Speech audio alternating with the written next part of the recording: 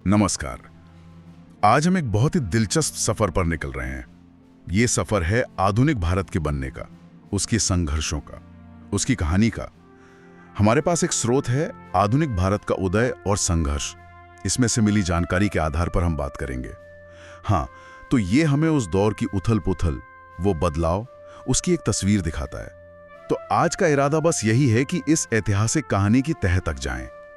कौन सी घटनाएं अहम थीं, कौन लोग थे जिनका असर पड़ा, और वो बड़े बदलाव क्या थे। हाँ, जिन्होंने भारत की किस्मत ही बदल दी। तो चलिए शुरू करते हैं उस समय से, जब दिल्ली में मुगल सल्तनत थोड़ी कमजोर पड़ रही थी। सोचिए, औरंगजेब के बाद लाल किला तो था, पर वो ताकत नहीं रही। यहीं से कहानी एक नया मोड़ लेती है। तो क्या ये कहना सही है कि औरंगजेब के बाद मुगल बादशाह बस नाम के ही रह गए थे? दिल्ली के आसपास भी उनका हुक्म चलता था या नहीं? बिल्कुल सही कह रहे हैं आप। वो दौर ही ऐसा था। केंद्रीय सत्ता बिखर रही थी। जैसे ही दिल्ली कमजोर हुई ना, तो अलग अलग इलाकों में नई ताकतें सिर उठाने लगी। अच्छा, कौन कौन सी? जैसे अवध के नवाब हो गए, बंगाल के नवाब, हैदराबाद के निजाम, दक्षिण में मराठे बहुत शक्तिशाली हो गए थे। मराठों का तो सुना। और उधर पंजाब में सिख, उत्तर भारत में जाट, ये सब अपने अपने राज्य मजबूत करने में लगे थे। तो भारत, आप कह सकते हैं, कई राजनीतिक हिस्सों में बट गया था। कोई एक ऐसी शक्ति नहीं थी जो सबको साथ रख सके। और इसी कह सकते हैं खालीपन में, या आप शायद मौके का फायदा उठाने। हाँ बिल्कुल। 7 समंदर पार से एक कंपनी आई, ईस्ट इंडिया कंपनी। सुना है शुरू में तो ये बस व्यापारी थे, मसाले कपड़े वगैरह खरीदने आए थे। हाँ, शुरुआत तो बिल्कुल व्यापार से ही हुई थी। मसाले, कपास, रेशम यहाँ से खरीदकर यूरोप में बेचना, यही उनका काम था। अच्छा मुनाफा कमा रहे थे। लेकिन फिर उन्होंने यहाँ की दौलत देखी, यहाँ के संसाधन देखे, तो उनकी नीयत बदली। अच्छा। हाँ, उन्हें लगा फिर सिर्फ व्यापार क्यों करें, यहाँ हुकूमत करने में तो और भी ज्यादा फायदा है। और इसका पहला बड़ा नतीजा हमें दिखता है 1757 में, प्लासी का युद्ध। प्लासी? हाँ, ये तो बहुत सुना है। पर क्या ये सच में युद्ध था या कुछ और? देखिए, ये सीधी लड़ाई से ज्यादा एक साजिश थी। सैन्य ताकत तो थी ही, पर उससे ज्यादा इसमें धोखा था।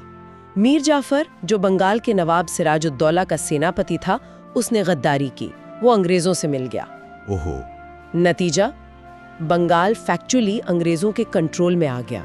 तो प्लासी ने दरवाजा खोला। फिर बक्सर। सुना है बक्सर की लड़ाई ज्यादा अहम थी। उसने क्या ताला लगा दिया इस दरवाजे पर? हाँ, बहुत सही कहा आपने। 1764 का बक्सर का युद्ध, वो सैन्य लिहाज से कहीं ज्यादा बड़ा और महत्वपूर्ण था। इस बार अंग्रेजों के सामने कोई एक नवाब नहीं था। अच्छा, कौन कौन थे? इस बार थे बंगाल के हटाए गए नवाब मीर कासिम, अवध के नवाब शुजाउद्दौला, और तो और मुगल बादशाह शाह आलम द्वितीय भी। इन तीनों की मिलीजुली फौज थी। बाप रे, 3 बड़ी ताकतें एक साथ। और अंग्रेजों ने उन्हें हरा दिया। इस जीत ने ये साफ कर दिया कि ईस्ट इंडिया कंपनी अब भारत की सबसे बड़ी मिलिट्री पावर है। वो संगठित भारतीय शक्तियों को भी हरा सकती है। ये एक तरह की साइकोलॉजिकल जीत भी थी। और इसी जीत के बाद उन्हें वो दीवानी मिली, बंगाल, बिहार, उड़ीसा की। जी हाँ, दीवानी यानी टैक्स वसूलने का अधिकार। तो मतलब व्यापारी अब शासक बन गए कानूनी तौर पर। बिल्कुल, यहीं से कंपनी राज की असल शुरुआत होती है। और ये सिर्फ कोई राजनीतिक बदलाव नहीं था। इसका असर भारत की अर्थव्यवस्था पर, समाज पर, लोगों की रोजमर्रा की जिंदगी पर बहुत गहरा पड़ा, और ज्यादातर विनाशकारी। स्रोत में इसका जिक्र बड़ा भयानक है। किसानों पर लगान का बोझ, कहते हैं, बहुत ज्यादा बढ़ गया था। बहुत ज्यादा। उनकी कमर टूट गई, जमीनें छिनने लगी। जो अन्न उगाते थे वो खुद दाने दाने को मोहताज हो गए। और सिर्फ किसान ही क्यों, कारीगरों का क्या हुआ? भारत तो अपने हाथ के काम के लिए मशहूर था। हाँ, खासकर कपड़ा उद्योग, वो तो पूरी तरह तबाह कर दिया गया। कैसे? इंग्लैंड में जो मिलें लगी थीं, मशीनों से कपड़ा बनता था, तो सस्ता पड़ता था। उन्होंने वो सारा माल लाके भारतीय बाजारों में भर दिया। तो हमारे बुनकरों का क्या हुआ? वो बेरोजगार हो गए। उनका सदियों पुराना हुनर बेकार हो गया। यहाँ तक कि स्रोत में एक बहुत दर्दनाक बात लिखी है। क्या? ढाका के जो मलमल बुनकर थे, दुनिया भर में मशहूर थे अपनी बारीकी के लिए। कहते हैं उनके अंगूठे तक काट दिए गए। क्या कह रही हैं? अंगूठे। हाँ। ताकि वो उतना महीन कपड़ा बुन ही ना सके, ताकि ब्रिटिश माल के सामने कोई मुकाबला ही ना रहे। ये एक सोची समझी नीति थी भारत को गरीब बनाने की। ये तो बहुत ही ज्यादा है। एक तरफ यहाँ अकाल पड़ रहे हैं, लाखों लोग भूख से मर रहे हैं, बिल्कुल, और दूसरी तरफ यहाँ का अनाज, कच्चा माल सब जहाजों में भरकर इंग्लैंड जा रहा है। हाँ ये तो सीधी लूट हुई। हाँ, इसे ही दादा भाई नौरोजी ने ड्रेन ऑफ वेल्थ कहा था। धन का निष्कासन। भारत की दौलत खींचकर ब्रिटेन ले जाई जा रही थी और उसी से वहाँ औद्योगिक क्रांति को बल मिल रहा था। कितना विरोधाभास है ना? लेकिन देखिए, इसी अंधेरे दौर में समाज के अंदर से ही कुछ उम्मीद की किरणें भी निकली। अच्छा, किस तरह की? सामाजिक और धार्मिक सुधार आंदोलनों के रूप में। ये समझना बहुत जरूरी है। इन आंदोलनों ने सिर्फ समाज सुधार नहीं किया, बल्कि लोगों में एक नई चेतना जगाई, आत्मसम्मान जगाया, जिसने आगे चलकर आजादी की लड़ाई की जमीन तैयार की। बिल्कुल। जैसे राजा राम मोहन बाई का नाम आता है। जी हाँ, सती प्रथा के खिलाफ उन्होंने आवाज उठाई। उस जमाने में ये कितना मुश्किल रहा होगा। यकीनन बहुत मुश्किल, लेकिन उन्होंने सिर्फ सती प्रथा का विरोध नहीं किया, उन्होंने पश्चिमी शिक्षा, नए विचारों को अपनाने की भी बात की, ताकि समाज आगे बढ़े। और ईश्वर चंद्र विद्यासागर, विधवा विवाह के लिए उन्होंने बहुत काम किया। जी हाँ, और स्वामी दयानंद सरस्वती, जिन्होंने आर्य समाज बनाया, उनका नारा था वेदों की ओर लौटो। मकसद था लोगों को अपनी जड़ों से जोड़ना, अपने कल्चर पर गर्व करना सिखाना और पश्चिमी नकल से बचाना। वो संदेश युवाओं के लिए, उठो, जागो और लक्ष्य तक मत रुको। और उधर महाराष्ट्र में ज्योतिबा फूले और सावित्रीबाई फूले, उन्होंने जो काम किया दलितों और लड़कियों के लिए स्कूल खोलना, वो तो क्रांति से कम नहीं था। बिल्कुल। ये सब सुधारक क्या कर रहे थे? वो समाज की जो बुराइयां थीं, जाति पाति, अंधविश्वास, महिलाओं की बुरी हालत, उन पर चोट कर रहे थे। जब लोगों ने इन चीजों पर सवाल उठाना शुरू किया, तो धीरे धीरे उनके मन में ये बात भी आई कि भाई, ये जो राजनीतिक गुलामी है, ये भी तो एक बहुत बड़ी बुराई है, इससे भी लड़ना होगा। तो इन सुधार आंदोलनों ने सोचने का, सवाल पूछने का हौसला दिया। हाँ, और यही हौसला किसी भी बड़े बदलाव की पहली सीढ़ी होता है। और फिर आया 1857, जिसे पहला स्वतंत्रता संग्राम भी कहते हैं। स्रोत कहता है इसकी शुरुआत मंगल पांडे ने की थी। बैरकपुर छावनी में वो चर्बी वाले कारतूस वाला मामला। हाँ, वो तात्कालिक कारण बना। सैनिकों में ये बात फैल गई कि जो नए कारतूस आए हैं, उनमें गाय और सुअर की चर्बी लगी है, उन्हें मुंह से खुलना पड़ता था। तो हिंदू और मुसलमान दोनों सैनिकों को लगा कि उनका धर्म भ्रष्ट किया जा रहा है। बिल्कुल। मंगल पांडे ने विद्रोह किया, फिर ये चिंगारी मेरठ पहुंची और वहां से तो जैसे आग ही लग गई। कहां फैली ये आग? पूरे उत्तर और मध्य भारत में। दिल्ली, कानपुर, लखनऊ, झांसी, ग्वालियर, बिहार में आरा बहुत तेजी से फैली। सैनिकों के साथ साथ आम लोग भी शामिल हो गए। इसमें कई बड़े नाम भी सामने आए, जैसे झांसी की रानी लक्ष्मीबाई। हाँ, रानी लक्ष्मीबाई, तात्या टोपे, नाना साहब, लखनऊ में बेगम हजरत महल, बिहार में कुंवर सिंह, बहुत से नेता थे। इन्होंने तो अंग्रेजों को कड़ी टक्कर दी होगी फिर। बेशक दीप, रानी लक्ष्मीबाई की वीरता की कहानियां कौन नहीं जानता।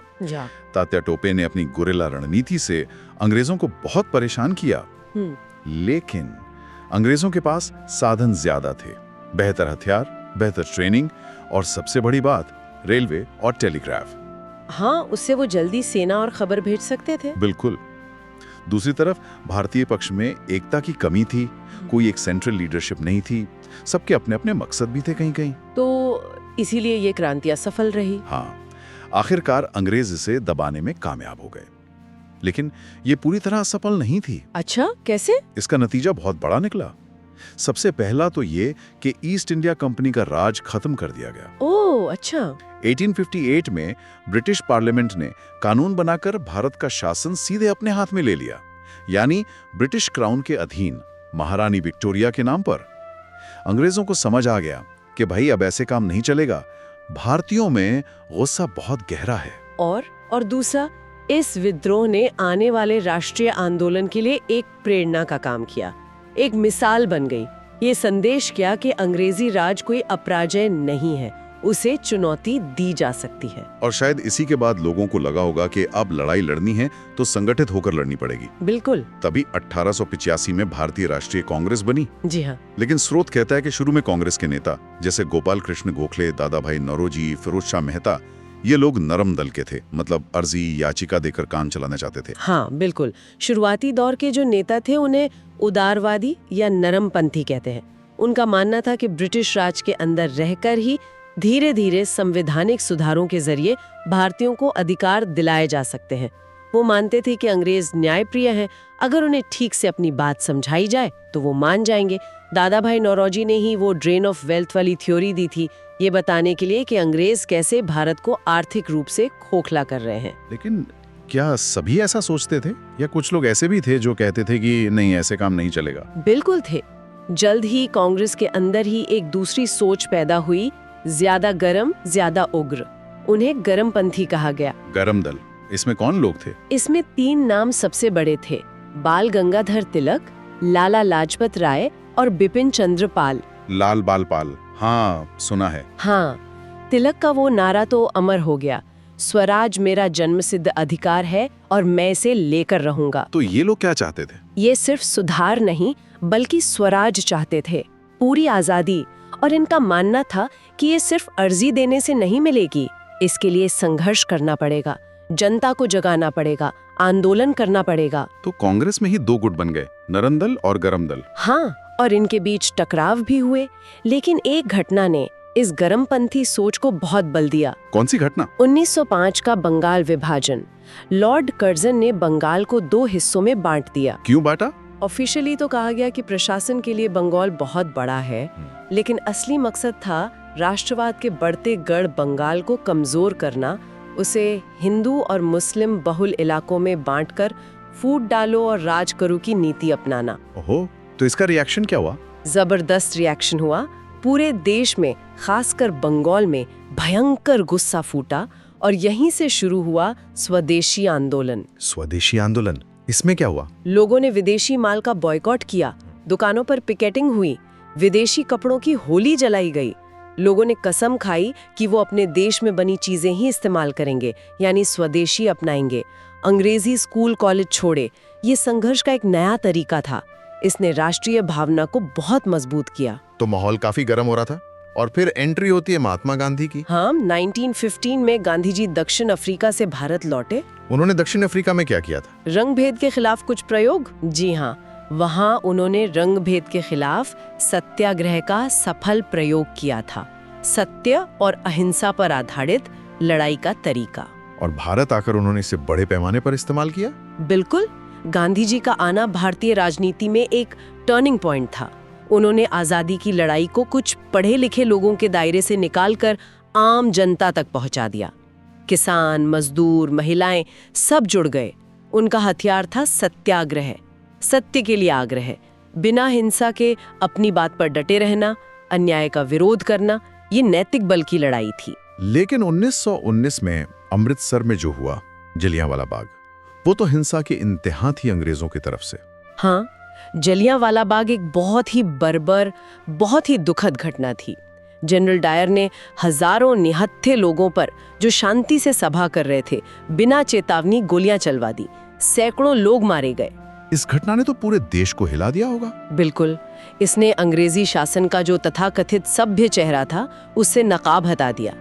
गांधी जी भी बहुत आहत हुए। और इसी के बाद उन्होंने असहयोग आंदोलन शुरू किया।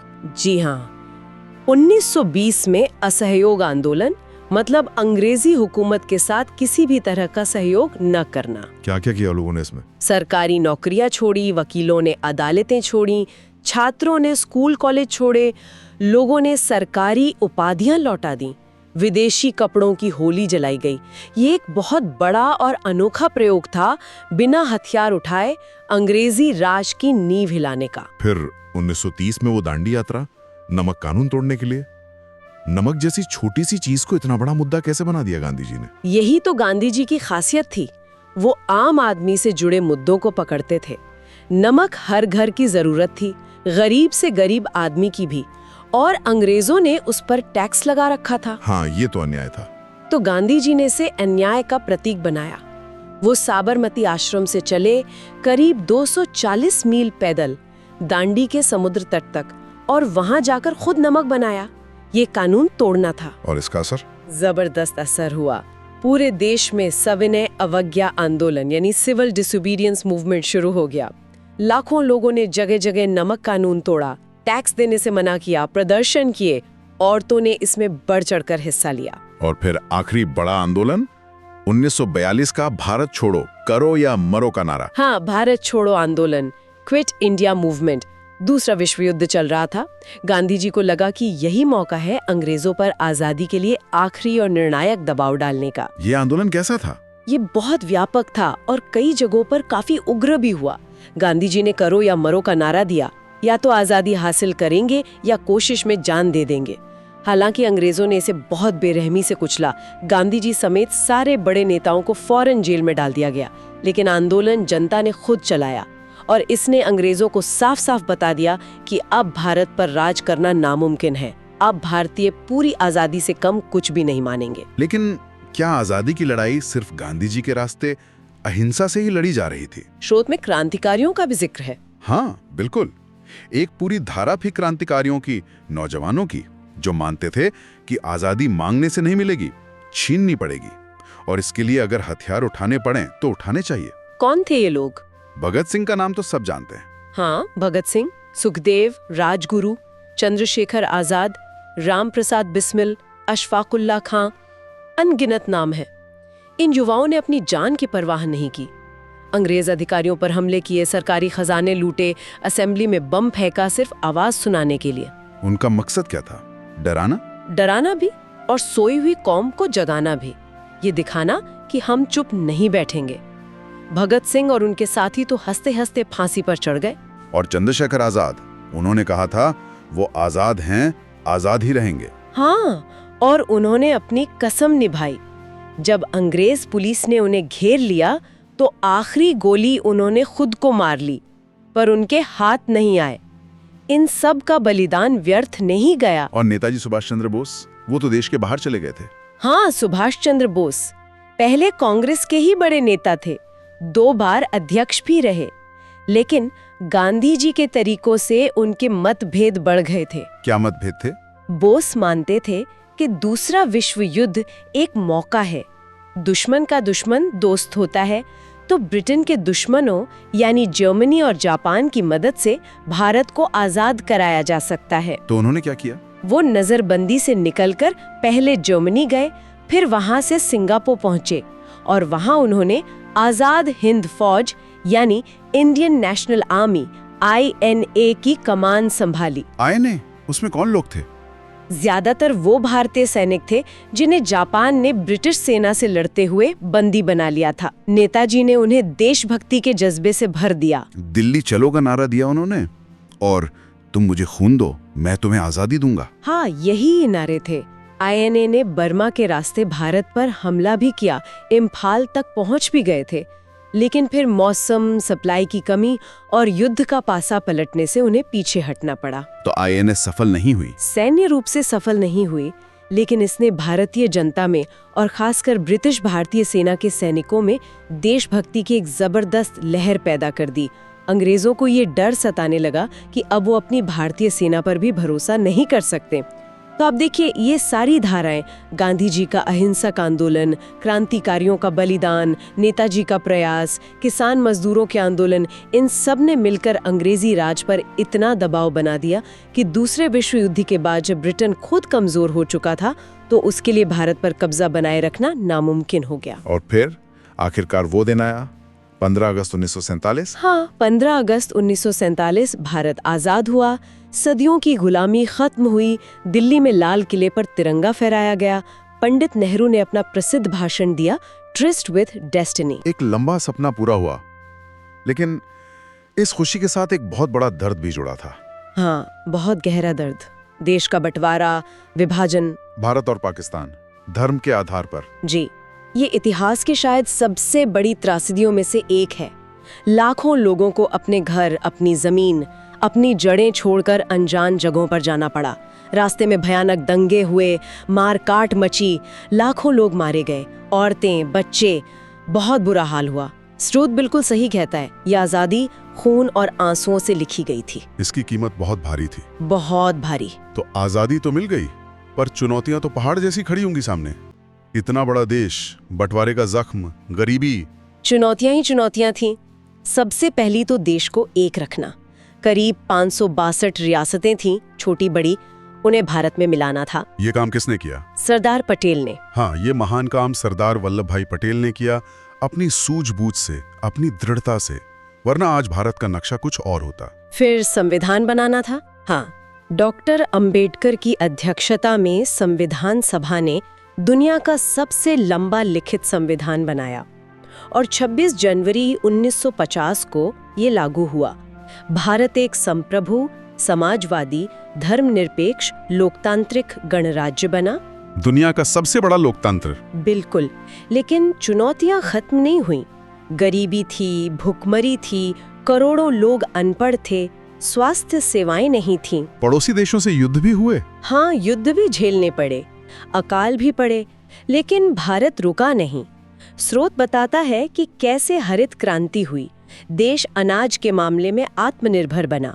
हाँ, विज्ञान में भी तरक्की हुई। हमारे वैज्ञानिकों ने कमाल किया, अंतरिक्ष तक पहुंचे, परमाणु शक्ति बने और पिछले कुछ दशकों में तो आईटी क्रांति ने भारत की एक नई पहचान बना दी है दुनिया में। तो ये सफर मुगलों के पतन से शुरू होकर कंपनी राज, शोषण, फिर सुधार आंदोलन, 1857, कांग्रेस, गांधी जी, क्रांतिकारी, आजादी, बंटवारा और फिर एक नए राष्ट्र का निर्माण, ये वाकई एक महागाथा है। बिल्कुल, ये कहानी है संघर्ष की, बलिदान की, उम्मीद की और हार न मानने वाले जज्बे की। आज का जो भारत है वो उन्हीं शहीदों, उन्हीं सुधारकों, उन्हीं नेताओं और उन करोड़ों गुमनाम लोगों की कुर्बानियों और मेहनत की नींव पर खड़ा है। हाँ, और ये इतिहास हमें यही सिखाता है कि अगर एकजुटता हो, दृढ़ निश्चय हो, तो बड़ी से बड़ी चुनौती का सामना किया जा सकता है। तो जाते जाते हमारे श्रोताओं के लिए कोई एक विचार इस पूरे विमर्श से जुड़ा हुआ। हाँ, स्रोत हमें बार बार याद दिलाता है